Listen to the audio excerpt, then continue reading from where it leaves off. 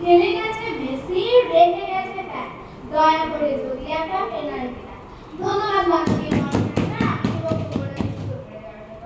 মাননীয় সভাপতি, আজকে থেকে আমাকে প্রমাণ করতে হবে ব্রাজিল সেনা মাননীয় সভাপতি, এটা প্রমাণ করার আগে এই দেখেন জ্যাসমিন 5টা স্টার, প্রতিপক্ষের 3টা স্টার।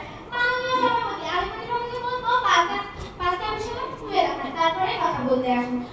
আমি তো লেভেলে আসতে হবে, লেভেলে। মাননীয় সভাপতি, এখন আমার প্রতিপক্ষ 7-up বলে আমার কান মাথা ঝালাপালা করে দিয়েছে। মাননীয় সভাপতি, তারও কি আমাদেরকে বলে 7-up খাওয়াবে? অবশ্যই খাবো। এই আকাশ তো আমার 7-up না খেলে মজা হয় না। আকাশ তো মাননীয় সভাপতি, এখন যদি আমি আমার প্রতিপক্ষকে বলি বা তাদের কোনো ছেলে সমর্থককে বলি ফ্রি পিস করতে, তারা কি পারবে? কখনোই না। এবার আসি পেনাল্টি করে। ব্রাজিলের কাপ কিংবদন্তি গোলরক্ষক রজারিও সেলি ফুটবল বিশ্বকাপের সবচেয়ে বেশি গোল করা গোলরক্ষক।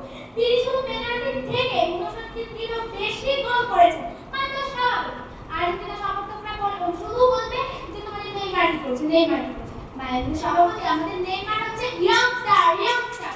সে যদি মাঠে নামে মেয়েদের হার্টবিট বেড়ে যাবে, আর সে মাঠে নামলে তার প্রতিপক্ষরা তাকে সামলাতে সামলাতে এই গরমে হিট স্ট্রোক করবে। কিন্তু আমাদের নেইমারটি তো চায়, কখনোই যায় না। তাই তো সে শুধু তার সাথে বাড়ি যায় মাঠে নামায়। এখন আপনারা বলতেই পারেন যে সাম্প্রতিক ম্যাচে কেন ব্রাজিল ড্র হলো? এর একটা বড় কারণ আছে, আমরা বলছি।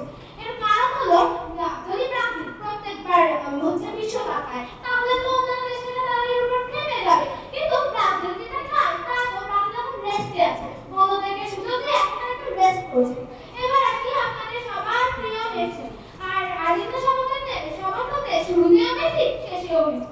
মাননীয় সভাপতি, এবার পরের বছর যদি মেসি অবসর নেয়, ও বাবা, আর্জেন্টিনা তো আর খোঁজই পাওয়া যাবে না। তখন তো এই ব্রাজিলকে এবার হাত ধরতে হবে।